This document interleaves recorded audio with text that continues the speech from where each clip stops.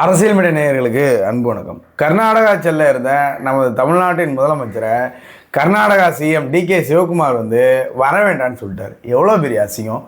இதை தானே இங்கே இருக்கக்கூடிய தலைவர்கள், தமிழக மக்கள் எல்லாரும் சொல்லிட்டு இருந்தாங்க. இவர் நம்ம தமிழ்நாட்டின் முதலமைச்சர் திரு ஜோசப் விஜய் அவர்கள் கர்நாடகா போறாருன்னு எப்போ தகவல் வெளியில வந்ததோ அப்போல இருந்து தமிழ்நாட்டு மக்களும் தமிழ்நாட்டில் உள்ள மற்ற கட்சிகளின் தலைவர்களும் கர்நாடகா நம்ம போக வேண்டியதில்லை, கர்நாடகா போக வேண்டிய அவசியம் கிடையாது, கர்நாடகா போய் நம்ம என்ன பண்ண போறோம் அப்படின்னு தானே சொல்லிட்டு இருக்காங்க. யாராவது கேட்டாங்களா? முதலமைச்சராவது கேட்டாரா? முதலமைச்சருக்கு என்னன்னா, நம்ம சிஎம் யார் என்ன சொன்னா என்ன அப்படின்னு சவடாலா போயிட்டு இருப்பாரு, காதிலே வாங்கிக்க மாட்டாரு. அதாவது எல்லாரும் சொல்றது என்னன்னா, இங்க அனைத்து கட்சி கூட்டத்தை கூட்டி எல்லாரும் நம்மளுடைய ஒற்றுமையை காட்டி அரசியல் அழுத்தம் கொடுத்துதான் நம்ம காவேரி தண்ணியை பெற வேண்டும், அப்படிதான் பெற முடியும் அப்படின்னு எல்லாரும் சொல்லிட்டு இருக்காங்க. ஆனா இவர் இங்கிருந்து கர்நாடகா போய் காவேரியை கொண்டு வந்துருவாராம். சார், நான் சொன்னேன்ல, நேற்று தான் நம்ம வீடியோவில் சொல்லியிருந்தேன், இவர் கர்நாடகா போகிறேன்னு முடிவெடுத்தது கண்டென்ட்டுக்காக சார், காவேரி கொண்டு வரதுக்காக இல்லை, கண்டென்ட்டுக்காக. அந்த விஷயத்தில் இப்போ கரியை பூசி மண்ணவாரி போட்டிருக்காரு கர்நாடகாவோட முதலமைச்சர் டிகே சிவகுமார் அவர்கள். சார், ஒரு வார்த்தை, ஒரே ஒரு வார்த்தை, கர்நாடகா எங்களுக்கு தண்ணியை திறக்கலை அப்படின்னா தமிழ்நாட்டில் இருந்து கர்நாடகாவுக்கு கரண்ட்டு போகாது அப்படின்னு கர்நாடகாட்ட சொல்ல வேணாம், மத்திய அரசை பார்த்து சொல்லுங்க, மத்திய அரசு கிட்ட சொல்லுங்க. நம்ம தமிழ்நாட்டின் முதலமைச்சரை அடுத்த நாள் காலையில் கர்நாடகா அரசும் கர்நாடகா முதலமைச்சரும் மத்திய அரசும் தமிழ்நாட்டில் இருப்பாங்க. அதை சொல்லுங்கன்னா இங்கேருந்து கர்நாடகா போகிறேன்னு சொல்லி கர்நாடகா முதலமைச்சர் இங்கே வர வேண்டாம், இங்கே பரபரப்பான சூழ்நிலை நிலவுவதால் நீங்கள் இங்கே வர வேண்டாம் அப்படின்னு சொல்கிறதுல இதெல்லாம் தேவையா? யாருக்கு அசிங்கம்? தமிழ்நாட்டு சிஎம்க்கு மட்டும்தான் அசிங்கமா? ஒட்டுமொத்த தமிழ்நாட்டுக்குமே இது அசிங்கம் சார். ஏன் இவ்வளோ தூரம் சொல்கிறோன்னு பார்த்தீங்கன்னா, கர்நாடகாவில் காங்கிரஸ் ஆட்சிக்கு வந்ததே மேகதாது அணை கட்டுவோம் அப்படின்னு தேர்தல் வாக்குறுதி கொடுத்து தான் ஆட்சிக்கே வந்தாங்க. ஆட்சிக்கு இன்னும் 1.5 வருஷத்தில் அடுத்த எலெக்ஷனே வரப்போகுது. இப்போ கட்டிலேனா செருப்பை சாணியில் முக்கி அடிப்பாங்க. அதாவது கர்நாடக மக்கள் கர்நாடகாவில் உள்ள காங்கிரஸ் அரசாங்கத்தை செருப்பை சாணியில் முக்கி ஒரு செருப்பை வாயில் கவ்வை கொடுத்து இன்னொரு செருப்பில் அடிப்பாங்க. அதனால மேகதாது அணை கட்ட வேண்டிய கட்டாயத்தில் இருக்குது கர்நாடக காங்கிரஸ் அரசாங்கம். அதுலேயும் டிகே சிவகுமாரோட தொகுதியில் வருது மேகதாது. அதனால அவர் கட்டாமல் இருக்க மாட்டார், அவ்வளோ ஈஸியாலாம் விட மாட்டாங்க. நிறைய அழுத்தங்கள் கொடுப்பாங்க, நிறைய பரபரப்பான சூழ்நிலையெல்லாம் உருவாக்குவாங்க. இதையெல்லாம் அறிஞ்சு தான் சொன்னாங்க, அங்கே போவேனா இங்கேருந்து நம்ம அரசியல் அழுத்தம் கொடுக்கலாம், அதன் மூலமாக ஒரு தீர்வு காணலாம் அப்படின்னு சொன்னாங்க. அதெல்லாம் முடியாது, நான் அங்கேருந்து போய் கர்நாடகாவை அப்படியே தூக்கிட்டு தமிழ்நாட்டில் வச்சு அறுத்து தள்ளிடுவேன் அப்படின்னு இவர் நினச்சிக்கிட்டாராடு. சார், அவங்க மோசமான ஆள் சார். கர்நாடக காங்கிரஸ் அரசோட முதலமைச்சர் மோசமான ஆள். சும்மா இந்த பேச்சுவார்த்தைக்கெல்லாம் பயங்கர ஆள் கிடையாது. மீண்டும் எப்படியாவது சிஎம் ஆயிரணும்னு நினச்சிட்டு இருக்காரு. அவர்கிட்ட போய் பேச்சுவார்த்தை நடத்தினா பேச்சுவார்த்தையெல்லாம் வேலைக்கே ஆகாது. பேச்சுவார்த்தை யார்கிட்ட நடத்தணும்? மத்திய அரசுகிட்ட நடத்தணும். மத்திய அரசுகிட்ட நடத்தி, நாங்கள் இனிமேல் கரண்ட் கொடுக்க மாட்டோம், எங்களுக்கு தண்ணீர் தராத மாநிலத்துக்கு எங்கள் மாநிலத்தில் இனிமேல் கரண்ட் போகாது அப்படின்னு மட்டும் சொல்லி மட்டும் பாருங்கள். நீங்கள் கரண்ட்டை நிறுத்தலாம் வேணாம் அப்படின்னு சொல்லி மட்டும் பாருங்கள். தண்ணி தரலைன்னா நாங்கள் கரண்ட்டை நிறுத்திடுவோம்னு சொல்லி மட்டும் பாருங்கள். அடுத்த நாள் மத்திய அரசும் கர்நாடக அரசும் இங்கே இல்லைன்னா என்னை கேளுங்க. அடுத்து பார்த்தீங்கன்னா, அண்ணாமலை அவர்கள் நேற்று ஒரு வீடியோ வெளியிட்டிருந்தார். அந்த வீடியோவில் அண்ணாமலை அவர்கள் பேசினார், சுற்றுச்சூழல் பாதுகாப்பை பற்றி பேசினார். அதில் நிறைய புள்ளி விவரத்தோடு பேசியிருப்பார்.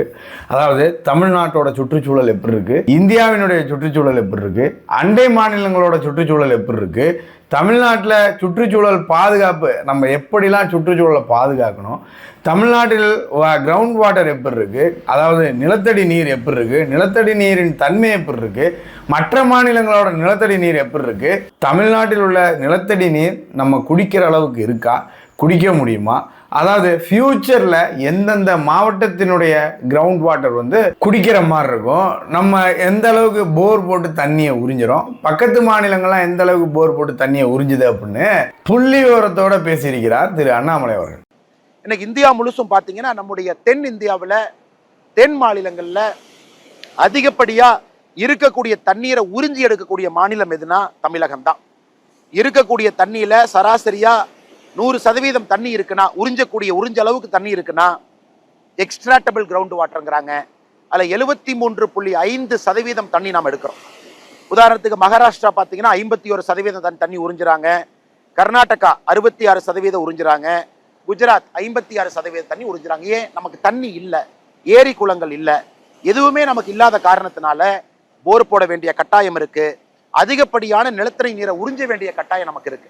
அதனால் அருமை சொந்தங்களே, நீங்க பாருங்க எப்படிப்பட்ட சைக்கிளிக்கல் எஃபெக்ட் பாருங்க. ஏரி குளத்தை சுத்தம் பண்ணல, அதுல நம்ம நீர் ஆதாரங்கள்ல நீரை தேக்கல அப்படின்னா நமக்கு தேவைங்கும் பொழுது போர் போட்டு தண்ணி உறிஞ்ச வேண்டிய நிலைமை. இன்னைக்கு தமிழகம் 73% அவைலபிள் எக்ஸ்ட்ராக்டபிள் கிரவுண்ட் வாட்டர் நம்ம உறிஞ்சிரும். இந்தியாலேயே அதிகப்படியாருன்னா பஞ்சாப், அவங்க 156% உறிஞ்சுறாங்க. அதாவது ரீசார்ஜ் ஆகிறத தாண்டி ஹிஸ்டாரிக்கல் வாட்டரை சேர்ந்து உறிஞ்சுறாங்க.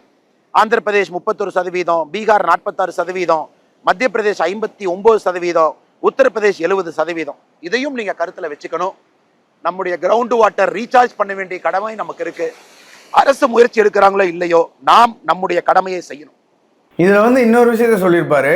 அதாவது ஃபியூச்சர்ல தமிழ்நாட்டில் இருக்கக்கூடிய எல்லா மாவட்டத்தை காட்டிலும் 2 மாவட்டத்தில் மட்டும்தான் கிரவுண்ட் வாட்டர் பியூரா இருக்கும். அதாவது குடிக்கிற மாதிரி இருக்கும், நிலத்தடி நீர் வந்து குடிக்கிற மாதிரி இருக்கும்.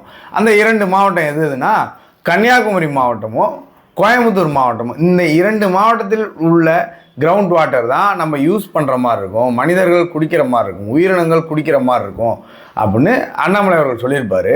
அப்போனா பார்த்துக்கோங்க நம்மளுடைய சுற்றுச்சூழல் எந்த அளவுக்கு பாதிப்படைஞ்சிருச்சு, கிரவுண்ட் வாட்டர் எந்த அளவுக்கு பாதிப்படைஞ்சிருச்சு, என்ன நிலைமையில இருக்குன்னு நீங்களே பார்த்துக்கோங்க. அடுத்து இன்னொரு விஷயத்தையும் சொல்லியிருப்பாரு. நாளை ஆகஸ்ட் 2 கன்னியாகுமரியில் நடக்க இருக்க கடற்கரை கிளீனிங் அந்த நிகழ்ச்சியை பற்றியும் சொல்லியிருப்பாரு. அதே மாதிரி 3ஆம் தேதி மதுரையில் கள்ளழகர் இறங்கக்கூடிய அந்த வைகை ஆற்றை சுத்தம் செய்ய இருக்கின்றோம் அப்படின்னு அந்த விஷயத்தையும் சொல்லியிருப்பாரு. அதற்கப்புறம் ஆகஸ்ட் 16ஆம் தேதி சென்னையில் நடைபெற உள்ள பேரணி, அந்த மிகப்பெரிய பேரணியை அதாவது சின்ன கலைவாணர் அப்படின்னு அழைக்கக்கூடிய ஆக்டர் விவேக் அவர்களின் பேரில் நடத்த இருக்கின்றோம், விவேக் அவர்களை பெருமையும் படுத்த இருக்கின்றோம் அந்த பேரணியின் மூலமாக அப்படின்னு பேசியிருப்பாரு. இன்னொரு விஷயமும் சொல்லியிருப்பாரு. நடிகர் விவேக் அவர்களின் நினைவாக, விவேக் அவர்களின் ஞாபகார்த்தமாக நம்ம தன்னார்வலர்கள் எல்லோருமே, நம்மளுடைய வாலண்டியர்ஸ் எல்லோருமே ஆளுக்கு ஒரு மரம் வைக்க வேண்டும் அப்படின்னு சொல்லியிருப்பார். ஆளுக்கு ஒரு மரம் வைத்தாலே 20 லட்சம் பேர் இருக்காங்க, 20 லட்சம் மரம் வந்துடும் அப்படின்னு சொல்லியிருப்பாரு. ஆனால் நம்மளுடைய டார்கெட் 50 லட்சம் மரம் வைக்க வேண்டும் அப்படின்னு சொல்லியிருப்பாரு. இதற்கு முன்பு பிரதமர் சொன்னாங்க அம்மாவுடைய பேரில் மரம் வைங்க அப்படின்னு சொல்லி இந்தியா முழுவதும் அதை எடுத்துட்டு போனாங்க. நாம இந்த ஆகஸ்ட் மாசத்துல நமக்கு தமிழகத்தில் அதிகமாக மரம் வைக்க வேண்டும் என்கின்ற உணர்வை நமக்கு ஏற்படுத்தியது டாக்டர் APJ அப்துல் கலாம் ஐயா அவர்கள். சின்ன கலைவாணர் அண்ணன் விவேக் அவர்கள் இன்னைக்கு நம்மளோடு இல்லை.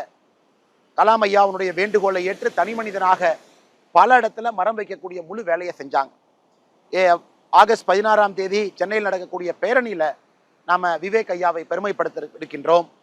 ஏன்னா அவருடைய நினைவாக, ஞாபகார்த்தமாக தமிழ்நாடு முழுவதுமே நம்முடைய வாலண்டியர்ஸ் இந்த மாதம் 20 லட்சம் வாலண்டியர்ஸ், 20 லட்சம் மரங்கள் ஆளுக்கு 1 அப்படிங்கிற அடிப்படையில் நம்ம வைக்கணும்.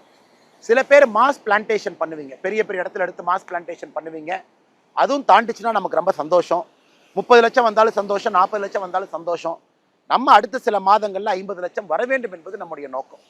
திரு அண்ணாமலை அவர்கள் சொன்னது போல அனைத்து தன்னார்வலர்களும் அனைத்து வாலண்டியர்ஸும் ஆளுக்கு ஒரு மரமாவது அட்லீஸ்ட் நட வேண்டும் அப்படின்னு நம்மளும் கேட்டுக்கொள்கின்றோம். அதாவது நீங்கள் மரம் நடுவது மட்டுமில்லாமல் அந்த மரம் நடும்போது அந்த புகைப்படத்தை எடுத்து சோசியல் மீடியாவில் இன்ஸ்டாகிராம், ஃபேஸ்புக், ட்விட்டர் அப்படின்னு எல்லா சோசியல் மீடியாவிலையும் நீங்கள் பதிவு போடுங்க. அதை பார்த்தாவது மற்றவர்களுக்கும் மரம் நட வேண்டும் அப்படின்ற எண்ணம் வர வேண்டும் அப்படின்றதுக்காக சொல்கிறேன். அதே போல் அடுத்து அண்ணாமலை அவர்கள் இன்னொரு பதிவையும் போட்டிருந்தார். என்னன்னு பார்த்தீங்கன்னா, தாவேகா அரசு ஆட்சி அமைந்தவுடன், ஆட்சி பொறுப்பு ஏற்றவுடன் 717 டாஸ்மாக் கடைகள் மூடப்பட வேண்டும் அப்படின்னு உத்தரவு பிறப்பிக்கப்பட்டது. அந்த 717 கடைகள் எந்தெந்த கடைகள் அப்படின்னு பார்த்தீங்கன்னா, எந்தெந்த ஏரியாவில் ஒரு வழிபாட்டு தலங்களோ அல்லது கல்வி நிலையங்களோ அல்லது பேருந்து நிலையங்களோ இவைகளுக்கு 500 மீட்டருக்கு பக்கத்தில் 500 மீட்டருக்குள்ள இந்த கல்வி நிலையமாக இருக்கட்டும் அல்லது டெம்பிளாக இருக்கட்டும் அல்லது பேருந்து நிலையமாக இருக்கட்டும், இந்த மக்கள் கூடும் இடங்களுக்கும் அந்த டாஸ்மாக் கடைக்கும் 500 மீட்டருக்குள்ளேயோ அல்லது 500 மீட்டரோ இருந்தால் அந்த டாஸ்மாக் கடையை மூட வேண்டும் அப்படின்னு அரசு உத்தரவு பிறப்பிக்கப்பட்டது. உத்தரவு மட்டும் போட்டால் பத்தாதுங்க, அதை செயல்படுத்தியிருக்காங்களா, அந்த விஷயத்தை செஞ்சுருக்காங்களா, நம்ம உத்தரவு போட்டோமே அந்த விஷயத்தை செஞ்சுருக்காங்களான்னு நம்மளும் ஃபேக்ட் செக் பண்ணணும், கவர்மெண்ட்டும் சிஎம்மும். ஆனால் நேற்று அண்ணாமலை போட்ட அந்த பதிவில் பார்த்தீங்கன்னா இன்னும் 129 கடைகள் இந்த மக்கள் கூடும் இடங்களுக்கும் அந்த கடைக்கும் 500 மீட்டருக்குள்ளேயே இருக்குது அந்த டாஸ்மாக் கடை. அதை அண்ணாமலை அவர்கள் எந்த டிஸ்ட்ரிக்டில் இருக்குது, எந்த தொகுதியில் இருக்குது, எந்த ஊரில் இருக்குது, அந்த டாஸ்மாக் கடைக்கு ஒரு நம்பர் இருக்கும் இல்லையா, அந்த நம்பரோடு போட்டிருக்காரு. அதாவது சும்மா போடலைங்க, கள ஆய்வோடு போட்டிருக்காரு, அந்த கிலோமீட்டரோடு போட்டிருக்காரு. இந்த மக்கள் கூடும் இடத்துக்கும் அந்த டாஸ்மாக் கடைக்கும் எவ்வளோ டிஸ்டன்ஸ், 500 மீட்டருக்குள்ளே இருக்க கடையே 129 கடை இருக்குது. கள ஆய்வு பண்ணி சொல்லியிருக்காங்க. அண்ணாமலை அவர்கள் ஏதோ மற்ற அரசியல்வாதியை போல நுனிப்புள் மேய்ந்துட்டு போகிறவரில் தீர ஆராய்ந்து விசாரித்து டேட்டாவோட பேசுகிறவர். அதனால் அண்ணாமலை அவர்களுக்கு நம்முடைய சேனலின் சார்பாக வாழ்த்துக்களை தெரிவிச்சுக்கிறோம். பார்ப்போம், இந்த டேட்டா பேஸை வச்சு நம்ம முதலமைச்சருக்கு கோரிக்கை வச்சுருக்காரு திரு அண்ணாமலை அவர்கள், இந்த கடையெல்லாம் மூடணும் அப்படின்னு. பார்ப்போம் டிவிக்கு அரசாங்கம் என்ன செய்து மூடுதா மூடுறது இல்லையா அப்படின்றத பொறுத்திருந்து பார்ப்போம்.